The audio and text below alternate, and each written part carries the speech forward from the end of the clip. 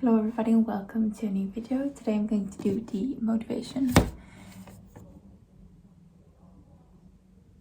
I'm sitting by the window, this is awkward. Okay, so I think I'll do like this YouTube video, then I might go out. So yay, and it's coming a vlog. Next video will be a vlog because I gotta finish this vlog because this vlog finishes with today, so it's supposed to be free internet, but didn't get free internet. And I'm kind of like a bit anxious because I'm gonna go out and walk, and I don't know if it's like a pub right outside because I'm just like kind of don't want to walk out there, but you gotta do what you gotta do. Okay, so my notes are in Swedish. I think you can't see me. Can you see me? But yeah, I'm gonna fix it. I need to see like not like that helps. Okay, I'm sitting in the bed since I'm not still haven't fixed like your towels. Okay, so we have self-determined. I can take this one out because I was like listening to that song about Chicago, what it called, End of Beginning. And what was his name? Joey. Is his name Joey? He who played Steve Harrington in Stranger Things. I didn't know. It was. Ooh, I'm just going to think about how everything with this, or like if someone goes with this. I'm just gonna think about something that happens. So self-determination theory is that it kind of describes when we are less or more motivated to do something. And autonomy.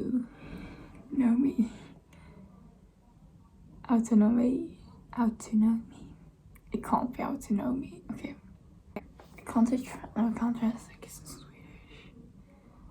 Okay, I'm just gonna say the different steps, and if you want to know the exact name of those steps, you sadly have to Google self-determination theory, because I don't know, I can get into my document but I can't search. Sorry. And should it be something? Autonomy. So the first one is if you have by yourself chosen to do it. I think a lot of people could like relate to if they are going to take like driver's license, you know, then it's something you choose. You could be forced to do it, but most people aren't forced to do it. But I feel like, you know, a part of us kind of chooses. Maybe our parents, you know, force us in a way, but still, you know, when you choose something by yourself, just not mind my examples because I just realized that they aren't really correct. So, you know, if you don't choose to do something, like when you were younger, maybe your parents was like, go clean your room, then you're just like, I don't want to clean my room.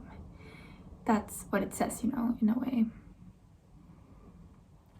So if we want to do it, higher chance that we are motivated. If someone like says we should do it and we don't choose it ourselves, we are not as motivated. So like if we're going to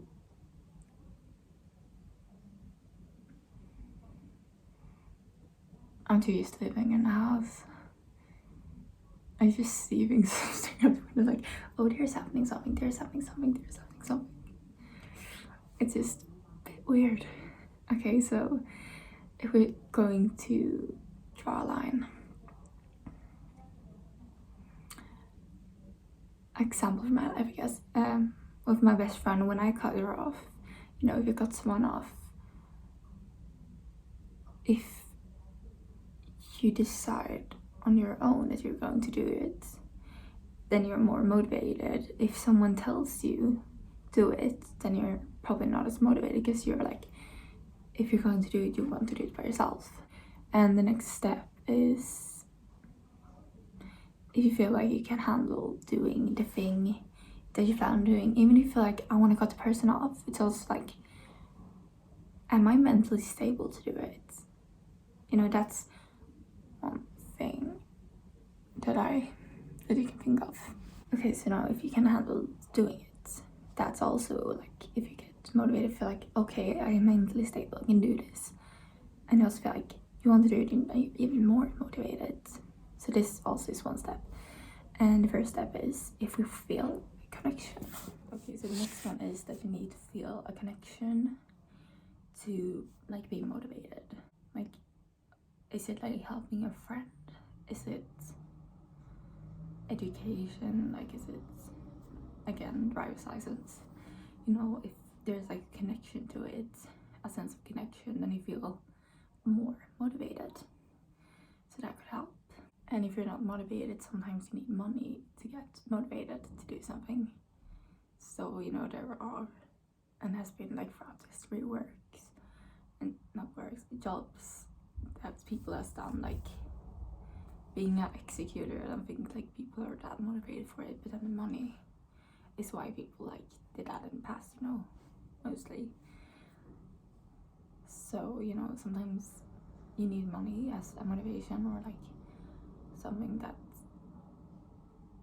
gets you more motivated, like if you someone will appreciate you more.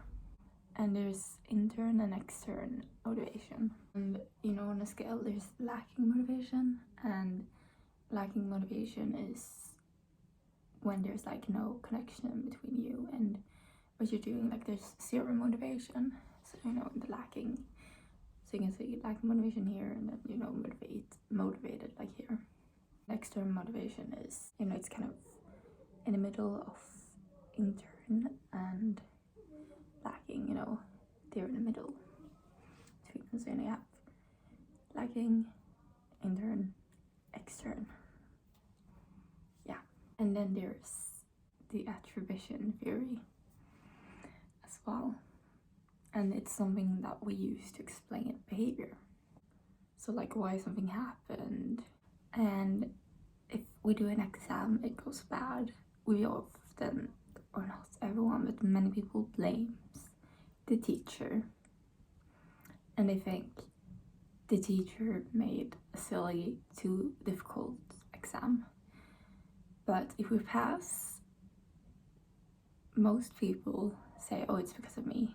And controlling is also one thing, if you can control the situation or not. And you know, if you can control your behavior, then it's more likely that you will be more motivated. Okay. So controlling. If we feel like we can adjust how much work we might put into what we are like supposed to be motivated about, like is it studying for an exam and like we need to get motivation for that, you know, if we can like fix that, like be fixed about that, you know, be like, okay, I will put 1 hour, and it's not like you're forced to do it like all the time, you know. If that's the case, if we can choose and be more individual, we will be more motivated. And if we can't control it, we get less motivated. And then we have stability, which is also one point here. Stability is if our accomplishment is like on the same level. Like, do we always give 50%? Do we always give 100% into what we're motivated about? Like, how much do we give? And that also affects, you know, can you change it? Is it changeable? Can you change your behavior?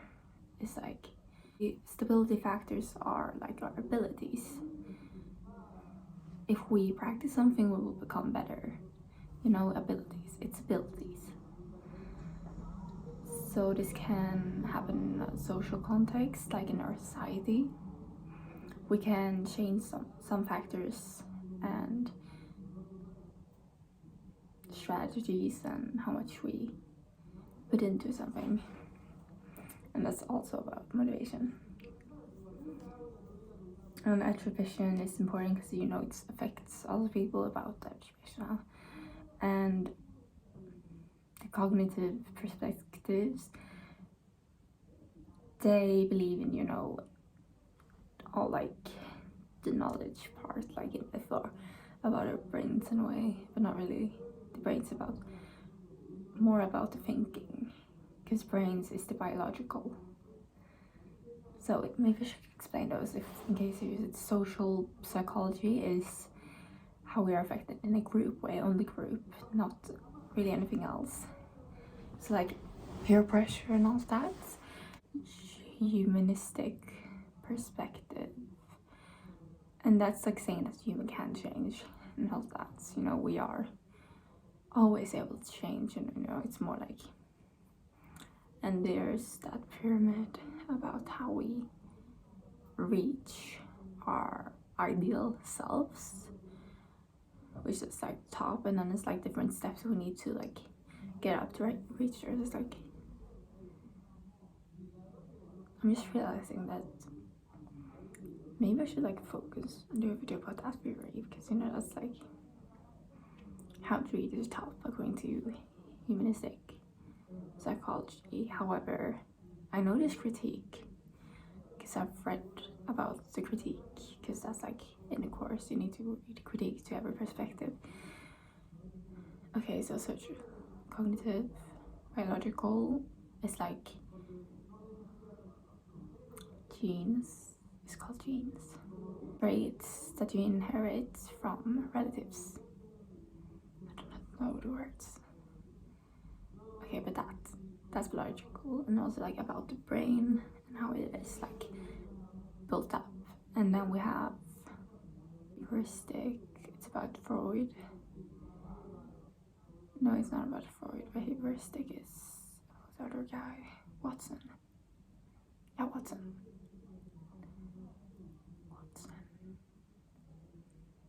It's about Watson, you know, how you put. It's more about where you're put in society, you know, that you put everyone like in different parts of society, and everyone will become different even if they have the same genes, inheritance from their parents. It's called genes.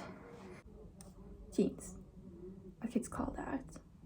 I can't spell it somewhere, so you know what I'm talking about. Oh, we didn't go through them all. Watson, you know, he said that, and it's also about like how we associate stuff. Like we might associate like popcorn to cinema and so on. You know, we associate things. There is a word, I do not know the word in English. And then we have psychodynamic psychology. Is it? I've never heard these words ever in English. It's like that's it. But it's like I feel like it's quite similar. It must be that way. Cognitive, yeah, I'm pretty sure. So they say, you know, it's about Freud, and it kind of says that we can't really change, like we're set to be the persons that we are like in childhood. It's deterministic. That sounded like right. That sounded right. Deterministic. Yeah. I'm just saying random psychology words that I know that I'm not sure if they're in English, but deterministic, and it's like that you can't change really. So that's the big difference, like with the humanistic and the psychodynamic, because in humanistic you can always change. The human is changeable, and also it's about the free will. Humanistic says we have a free will, but in like the psychodynamic we don't have free will, because we are set to be the ones that we are in childhood. So after, we don't really have that. You know, that's like also the iceberg theory, you know, about memories. We have hidden memories. Kind of like the one that's kind of hidden, but not really hidden. Then we have the ones that we know about. So like if we really think, you know, we bring up memories, and that's like the middle part, and then we have those that are hidden. Or we have a fixed mindset and a growth mindset. I could bring that up. And there are 2 TED Talks that's good about it, and like power of the word yet. But basically, saying it short, a fixed mindset is when you think like, I can't improve, I can't change, this is the way it is. But with a fixed, no, growing mindset, I'm sorry, they're like need to stop looking at my notes. With a growing mindset, you have like, I can't do this yet, but you know, you have like the mindset you can do it, which is also, you know, you should strive to have a growing mindset. But then it's also important to think like, is it worth it? Like saying yes all the time, and not like sometimes be like, oh, I can't do it, because like the critique could be like, what if you waste so much time on it because like maybe it was like something that was too difficult and also improves you, but then also what if you missed out on because you focused that much on that. So you know, it's kind of like ups and downs. Okay, I feel like you guys can't see me. I hope you can see me. Okay, obviously you can see me, but like very bad lighting, but it's also, you know, it's kind of good, the lighting here. If I was home, you wouldn't even see me when I have like a lamp on. And I'm even not even facing that lamp. That's the only lamp I have on, and then it's like, because there's like apartment in front of me that has lights on. That's good. Okay, so that was it about motivation. So yeah, thank you so much for watching.